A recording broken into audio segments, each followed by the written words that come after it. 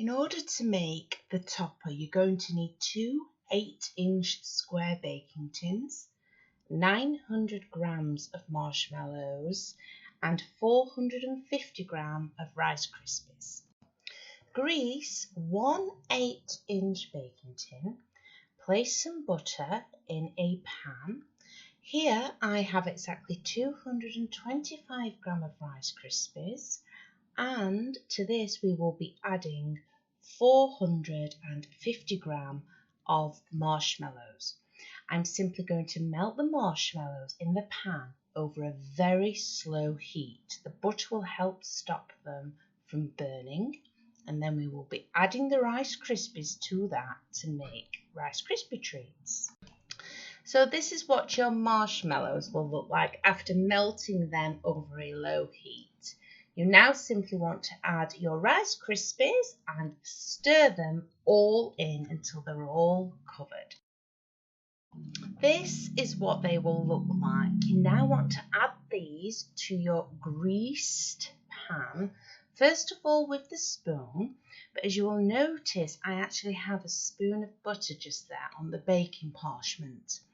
I'm simply going to use that in order to grease my hands to get the remaining Rice Krispie Treats off the spoon, out of the pan, and then also push those Rice Krispie Treats down in the tin so they can't go any further, so that they're really, really tight and hold together really, really well. So this is what you're aiming to achieve, and then you simply want to repeat that process with your other 8-inch cake tin. You will now have two of these 8-inch square pieces of Rice Krispie Treats. One at a time, just remove them from your tin. Now I have a loose based cake tin. This is really, really helpful when doing this. The marshmallows may stick slightly, so just use a knife to cut it away, but be very gentle because you don't want to damage the Rice Krispie Treats. What we're going to do is carve out our shape. Now I have drawn a rough shape of a sewing machine, and I'm just going to place this directly on top of my Rice Krispie Treats. You'll notice that because of the marshmallows, it will stick on there lovely. We're then simply just going to cut around the edges. Now you'll notice I've purposefully done this so that there is some spare at the bottom. This is because I want the base of the sewing machine to be slightly longer than the top.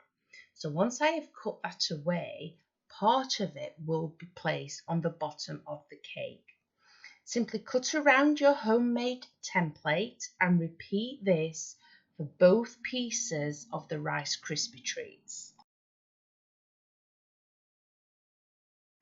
So this is what you will end up with. Now the spare that I was talking about, as you can see, I've made the bottom of the sewing machine longer. Simply add some melted chocolate to this just to adhere it to the actual sewing machine an awful lot better.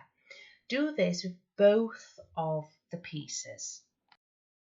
Now we need to add that internal support. For this, I am using a simple cake down. I'm going to cover this with chocolate just so it sticks to those lovely Rice Krispie Treats even better.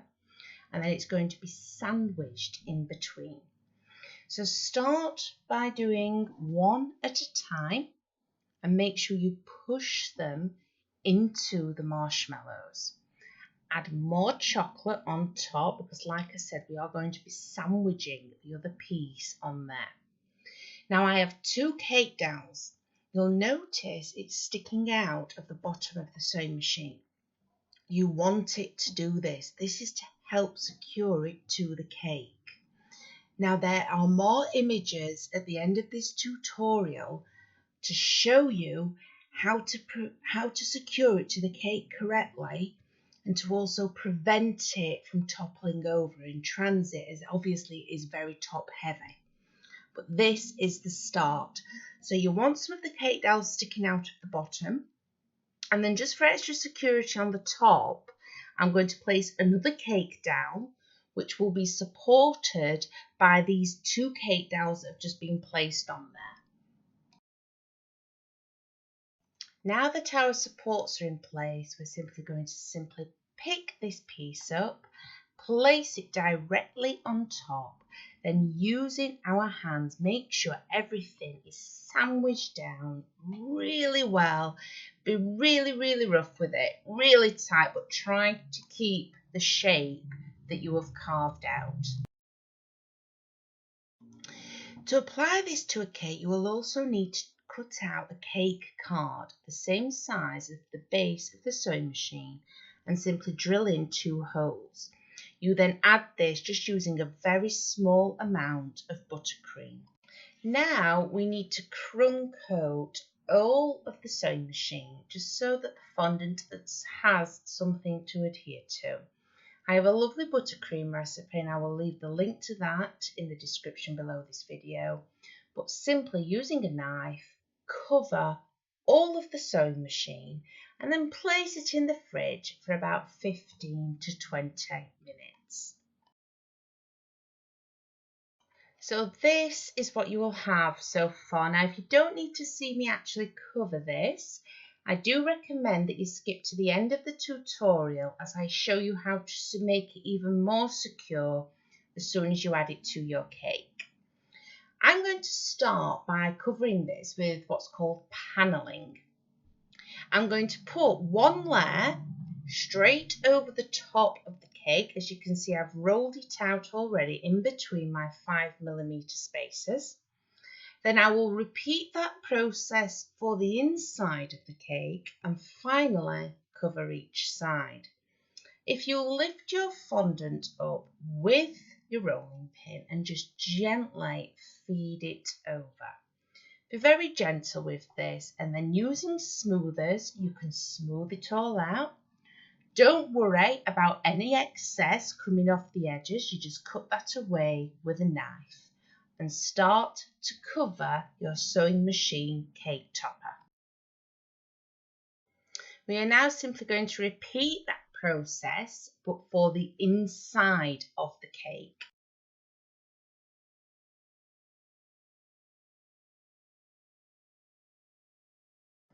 Here I have rolled out a piece of fondant in between my 5mm spaces, roughly the same size of the sewing machine. Using your rolling pin, simply pick up your fondant and gently push it on there. Drape it over the top and then using your smoother, push it on even more. Finally, with a sharp knife, cut off any excess fondant and simply repeat this for the other side of the sewing machine.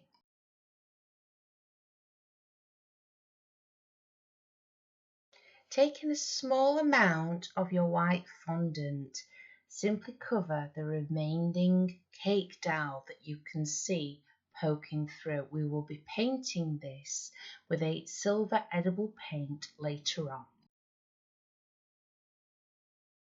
Now it's time to add those perfect finishing touches. For this, I'm using edible icing sheets and a steamer in order to stick the edible icing sheets very neatly directly onto my cake topper. You'll also notice I've made a few edible buttons, a bow. These are things that you can all make in advance, ready to actually apply to your cake.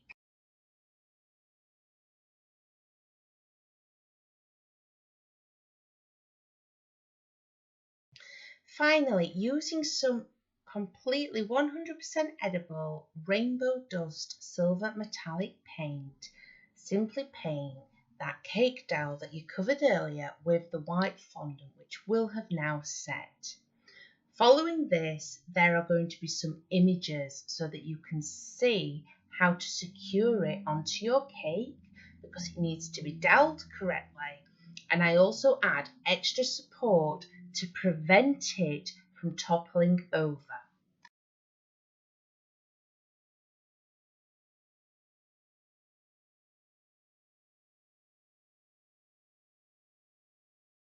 To support it whilst it's on the cake, you're going to need at least 8 dowels underneath the sewing machine.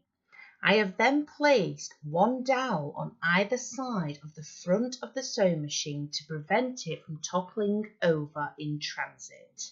These can easily be covered up with your decoration. In my case, for this particular cake, I made an edible blanket.